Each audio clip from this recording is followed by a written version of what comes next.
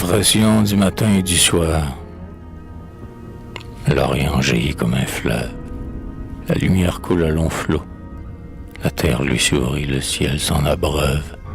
Et de ses cieux, vieillit l'aube sort aussi neuve que l'aurore du jour qui est sortie du Très-Haut. Soleil, voile de feu dont ton maître se couvre quand tu reviens frapper les voûtes de la nuit. Le firmament résonne et l'espace s'entr'ouvre, et Jéhovah se montre à l'ombre qui te fuit. La terre, épanouie, un rayon qui l'adore, nage plus mollement dans l'élastique éther, comme un léger nuage enlevé par l'aurore, plane avec majesté sur les vagues de l'air.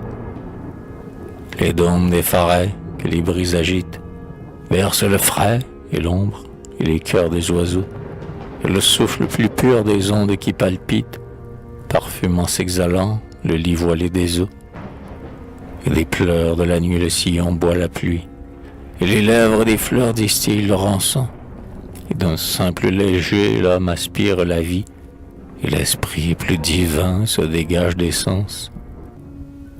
Et tandis que le vice, amoureux des ténèbres, ferme les yeux au jour et regrette la nuit, et que l'impur serpent presse ses nœuds funèbres pour échapper plus vite au rayon qui le suit.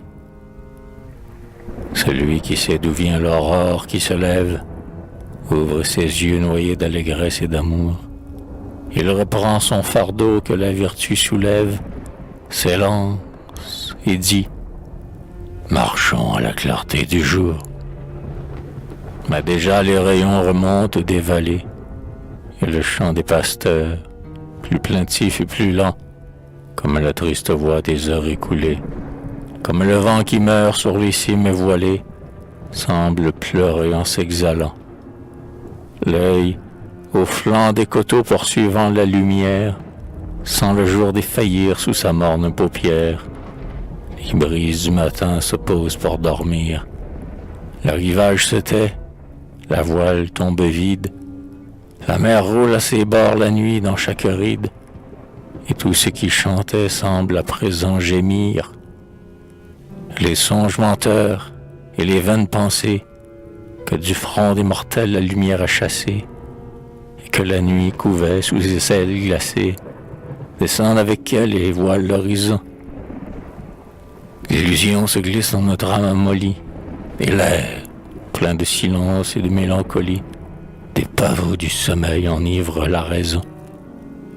Et l'oiseau de la nuit sort des antres funèbres, ouvre avec volupté ses yeux lourds aux ténèbres, gémit et croit chanter dans l'ombre où son œil luit. Et l'homme dont le cœur et les pas aiment l'ombre, dit en portant les yeux au firmament plus sombre, « Sortons, Dieu s'est caché.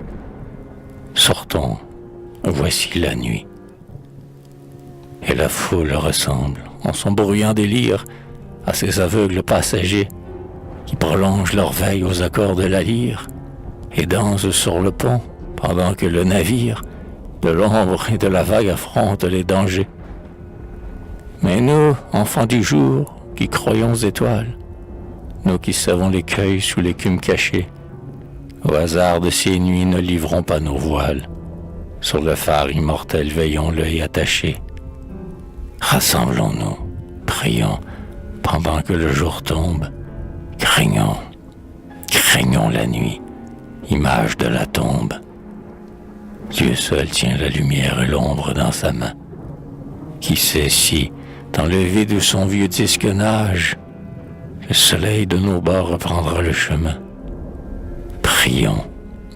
Le jour au jour ne donne point de gage, et le dernier rayon, en sortant du nuage, ne nous a pas juré de remonter demain. En Dieu seul, ô mortels, fermons donc nos paupières, et du jour à la nuit remettant l'encensoir, endormons-nous dans nos prières, comme le jour s'endort dans les parfums du soir. Chaque heure a son tribut, son encens, son hommage, qu'elle apporte en mourant au pied de Jéhovah. Ce n'est qu'un même sens dans un divers langage. Le matin et le soir lui disent « Hosanna ». La nature a deux chants, de bonheur, de tristesse, qu'elle rend tour à tour, ainsi que notre cœur. De l'une à l'autre note, elle passe sans cesse.